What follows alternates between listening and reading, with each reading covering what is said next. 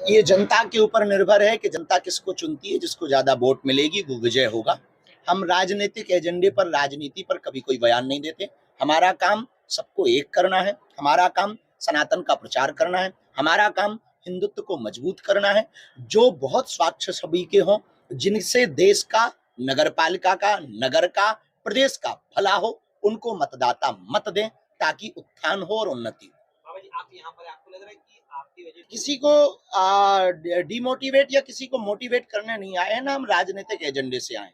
हमारा आना जाना लगा रहता। बागेश्वर बालाजी मठ भिवंडी में है, हम आते जाते रहते, अपनी वार्ता रखते रहते हैं। हम एक बात स्पष्ट कहें, देश का चुनाव जातिवाद, धर्मवाद से ऊपर उठकर राष्ट्रवाद पर होना चाहिए। देश के चुनाव में हिंदू, मुसलमान, सिख, ईसाई ये बात छोड़कर केवल और केवल राष्ट्र का भला हो, सनातन का उत्थान हो। सनातन में सब आ जाते हैं। सनातन का उत्थान हो और राष्ट्र का भला हो, इस पर यदि चुनाव हो तो हमें लगता है देश के लिए भी बेहतर होगा, मुंबई के लिए भी बेहतर होगा और निवासियों के लिए भी बेहतर होगा। महाराज एक सवाल जो बंगाल से रखने के ठीक 2 दिन बाद हम कोलकाता गए। वहां पर परेड ग्राउंड में एक साथ 5 लाख गीता पाठ का पाठ भी किया और इसलिए हम गए कि हमारा जाना बहुत आवश्यक था। हम किसी भी धार्मिक परंपरा मानने वाले लोगों के खिलाफ नहीं है। उन्हें अपनी पूजा पाठ करने का पूर्ण स्वतंत्र अधिकार है। 1947 में भारत की आजादी के बाद तो संविधान के तहत कोई भी अपनी देवी देवताओं का, किसी भी मजहब का व्यक्ति अपने देवी देवताओं का स्थान बना सकता, लेकिन विदेशी आक्रांता के नाम पर, बाबर के नाम पर यदि देश में कोई भी स्थान बनाया जाए तो ये इस देश का दुर्भाग्य है। और निश्चित रूप से हम ये बात कह सकते हैं कि फिर से हिंदू 1992 दोहराने के लिए तैयार रहेगा। निश्चित रूप से विदेशी आक्रांताओं के नाम पर ये धार्मिक उन्माद फैलाने की तैयारी है। और हमें इस बात का दुर्भाग्य भी है कि राम मंदिर जब बना था तो बहुत लोगों ने कमेंट किया था कि वहां अस्पताल बनाया जाना चाहिए। अब बाबरी मस्जिद की जब बात आई है तो उन लोगों के मुंह में कैंसर हो गया। आम आस्था का विषय है, राजनीतिक एजेंडे का विषय नहीं है। इस प्रकार की बातें फैला करके सिर्फ उन्माद फैलाया जा रहा है।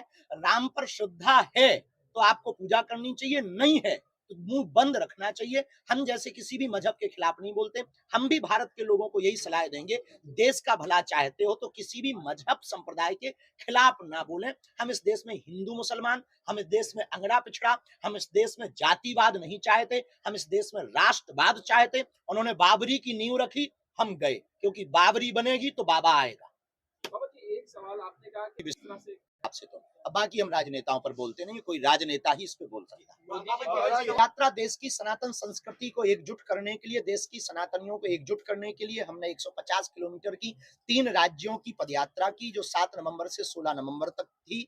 6 जिलों में यह पदयात्रा गई। दिल्ली, हरियाणा और उत्तर प्रदेश की 3 राज्यों की सीमाओं को पार किया। लगभग 5 करोड़ की आबादी के बीच से यह पदयात्रा निकली। लगभग 48 जगह पर चौपालें लगाई, 28 जगह सामाजिक समरसता के भोज किए। हमारा एकमात्र उद्देश्य है, जब तक हम जिएंगे हिंदू, हिंदुत्व और हिंदुस्तान के लिए जिएंगे। यही हमारा परिचय है, यही हमारा जीवन है। मेरा तन मन हिंदू, मेरा रंग रंग हिंदू, मेरा परिचय हिंदू, मेरा जीवन हिंदू। इसमें हिंदुत्व कहीं ना कहीं सनातनी संस्कृति को मानने वाले लोग सोए हैं। उनको बल तो मिलेगा, उनका डर तो कम होगा। अब फायदा मिलेगा नहीं मिलेगा ये नहीं हम कह सकते, पर कहीं ना कहीं आजादी के समय जैसे कारतूस, चर्बी वाले कारतूस एक कारण बने थे आजादी की मांग के लिए, कहीं ना कहीं ये पदयात्रा भी भविष्य में हिंदू राष्ट्र के लिए एक कारण बनेगी और भविष्य में भारत हिंदू राष्ट्र। देखिए, हम नहीं कह सकते, ये उनका निजी विचार है। अपने अपने विचारधारा के अनुसार किसी भी लाइन पर जाना उनकी स्वतंत्रता है और हम राजनेताओं पर बयान देते नहीं है। हमारा अध्यात्म बहुत बड़ा है, हमें इस पर ही बोलने का सौभाग्य है। तो आप इस पर कोई भी बात बोलेंगे तो हम बेझिझक बोलेंगे और बेबाक बोलेंगे। क्या मुंबई और महाराष्ट्र में पदयात्रा करें? हमारे विचार में बहुत है कि हम बहुत ही जल्दी यहाँ पर पदयात्रा करें और खासकर महाराष्ट्र में तो बहुत जरूरत है कई जगहों पर पदयात्रा। इसका क्या कारण है? सिर्फ यही, धर्मांतरण, मतांतरण के हम बहुत खिलाफ हैं, लव जिहाद के हम बहुत खिलाफ हैं, लैंड जिहाद के हम बहुत खिलाफ हैं और ये गलत भी नहीं है, लीगल है और हमें लगता है कि इसके लिए प्रत्येक हिंदू को तैयार रहना चाहिए। यूक्रेन का बहुत युद्ध चल रहा है, वहां से भी प्रदूषण बहुत हो रहा है, उनमें दम हो तो वो बंद करवाएं। जानबूझ के आपको लग रहा है आस्था का? बिल्कुल, ये उनकी सोची समझी साजिशें हैं। देश में उन्माद फैलाने के लिए, उत्पाद फैलाने के लिए कुछ लोग इस देश में ऐसे ही हैं जिनको ये कहीं ना कहीं ये पैरालाइसिस है। में कई जगहों पर धर्मांतरण देखने के बाद, जैसे जो बहुत बड़ी घटना पालघर वाली हुई थी, उस घटना के बाद ये देखा जा सकता है कि कहीं ना कहीं महाराष्ट्र में ये बहुत मतांतरण रूप से है और कहीं ना कहीं ये तो कई जगहों पर विवाद स्थितियां बनती हुई दिखाई पड़ती हैं। चाहे वो पालघर की घटना हो, चाहे वो नुक्कड़ घटनाएं हो, तो हिंदुत्व कहीं ना कहीं बहुत मुंबई शहर में तो नहीं, पर महाराष्ट्र के कई गांव धर्मांतरण की चपेट में है। बाबा जी, उसके लिए हम हिंदुओं को पदयात्रा संगठित करें। होने की जरूरत है। हिंदुओं को यदि मौजूदा नहीं होंगे परिप्रेक्ष्य तो में। वो दिन दूर नहीं है जब भारत गजवाए हिंद होगा।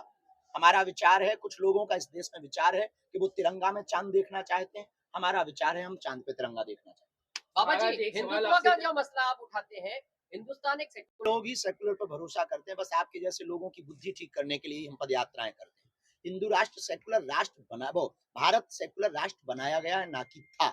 इसको बनाया गया है और जबरदस्ती थोपा गया है। हम किसी भी ये नहीं चाहते कि भारत हिंदू राष्ट्र होगा तो मुसलमान नहीं रहेंगे, भारत हिंदू राष्ट्र रहेगा होगा तो मुसलमान भी रहेंगे और ईसाई भी रहेंगे, बहुत स्वतंत्रता पूर्वक रहेंगे, इसी प्रेम पूर्वक रहेंगे। जैसे दुबई में 72 कंट्रियों के लोग रहते हैं, वैसे ही भारत हिंदू राष्ट्र होगा। ये लोग कहीं जाने वाले नहीं। हम सिर्फ एक सलाह देना चाहते हैं, हिंदू राष्ट्र से शिक्षा नीति बहुत परिवर्तित होगी, और शिक्षा नीति परिवर्तित होगी तो इस्लाम धर्म से उनके पढ़े लिखे लोग डॉक्टर, आतंकवादी नहीं, अब्दुल कलाम बने।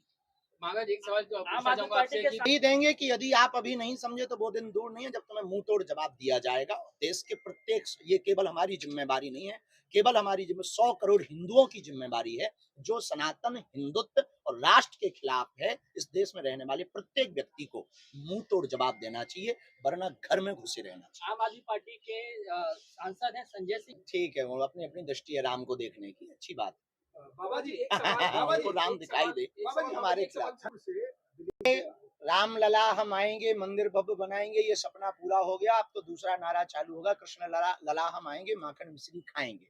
और इसके लिए हम बहुत ही जल्दी श्री कृष्ण जन्मभूमि के पास हनुमान चालीसा का पाठ करने जाएंगे। बाबा जी, और ये पहली बार बोल रहे हैं, अब तक बताया नहीं, पर अब बता देते हैं।